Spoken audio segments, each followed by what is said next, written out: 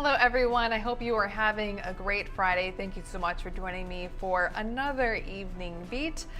We have two big stories today. Normally I do 3 to 5, but we have two bigger stories today. This one is going to be a little bit longer and only two stories, but thank you so much for joining me. Two big things today. We had a one-on-one with Congressman Brad Finstad, and overnight last night there was a huge fire near the Heathrow Airport in the United Kingdom.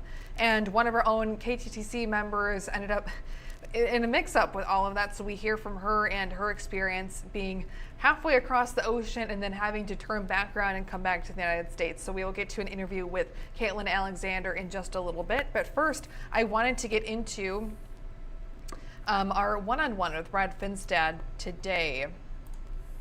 Now, the Congressman sits down with KTTC for a one-on-one candid conversation about the things going on in Washington, legislative priorities here at home, and constituent complaints that the Republican is not listening to them. Now, we met with the Minnesota 1st District lawmaker for about 30 minutes this afternoon here in our Rochester studio. It's the first time that we've heard from him on camera since the President Donald Trump's return to the White House. Now, we asked the New Ulm farmer about the president's rash of executive orders, on his opinion on Elon Musk. We also asked about the stalled progress of a new farm bill and the impact of the Trump administration's tariffs here at home. Finstad says he understands the president's tariffs as a bargaining tool to control the country's borders, but says additional tariffs add a level of concern. This is what he had to say during our interview with him. Understand it from the concept that we need to get back to the trade table, to the negotiating table for trade deals.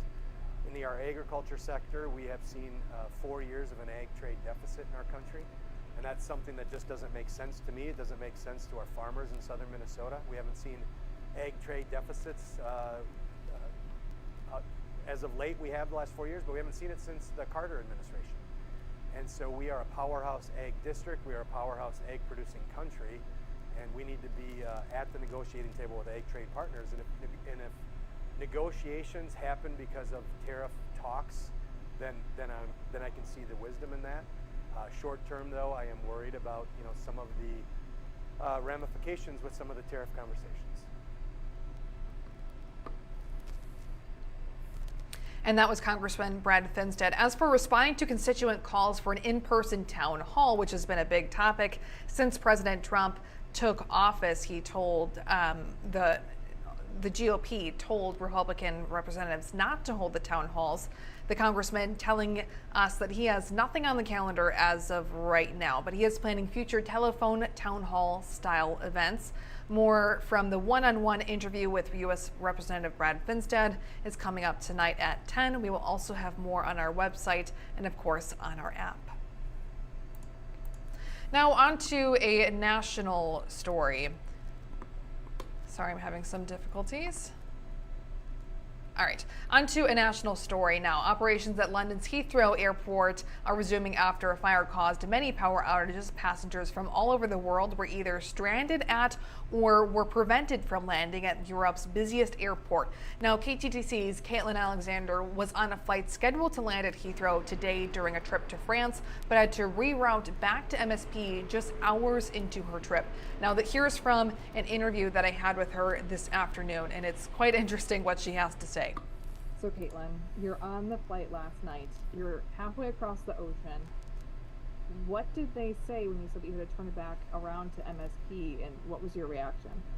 Well, the timing of it all was kind of just so jarring because, you get on the flight the flight took off a little bit after 6 p.m.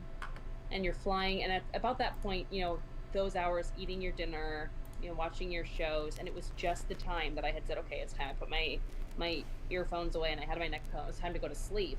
And then the pilot comes on and he sounds very kind of urgent, and he says, there is an emergency happening at Heathrow. He explained the power situation. He says all transatlantic flights are being asked to go back to their location of departure, which means we're on our way back to MSP. And I gasped and covered my mouth because that meant another 3+ hours going back to have made no progress on this trip. And of course, everyone's first thoughts are, of course, okay, thank goodness everyone is safe and everything, but the stress of figuring out how are we going to get everyone to our destination and when, because so many travelers are impacted.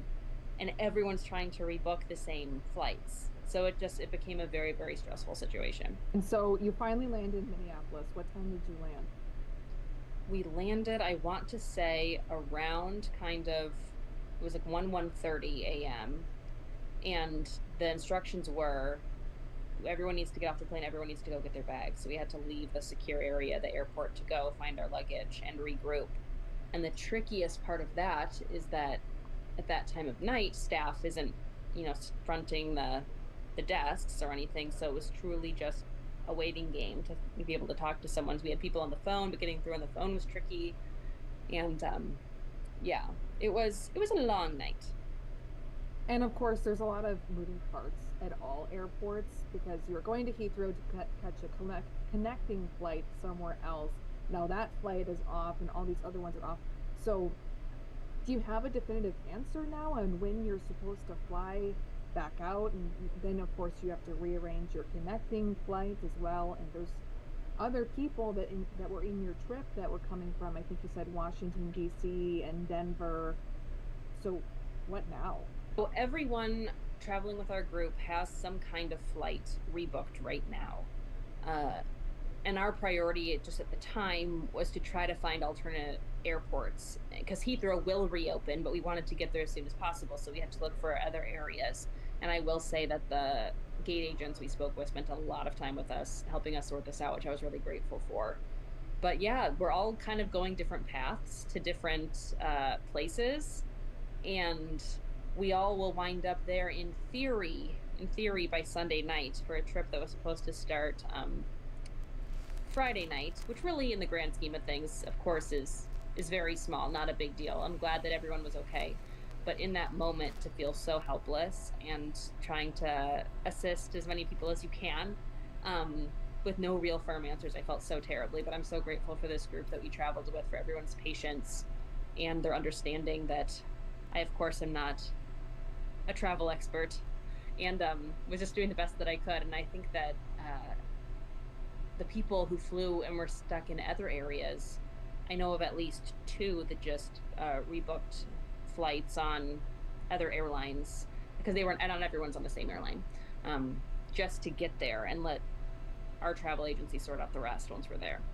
I guess last night when you were in the air, there was never any question about whether or not you could go to another airline or another airport, like in London or another country, just so you didn't have to fly all the way back to the United States.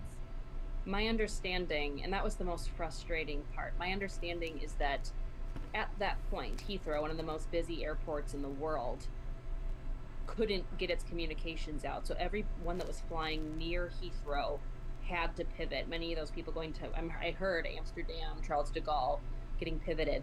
But the idea was that any transatlantic flight that could and had enough fuel, the best way to handle that volume of flights at that hour was just to send them back home to their place of departure, which, of course, when managing crisis, our convenience isn't the priority, of course. It's, getting everyone there safely. But I more than once on the flight to my husband said, I'm like, oh, I wish we could just land in New York, or I wish we could just land in DC, and then it'd cut out more of the flight, or other airports, we could get other flight opportunities quicker, potentially. But no, right back home. So it's a very, very odd feeling to travel for so long and to be exactly where you started.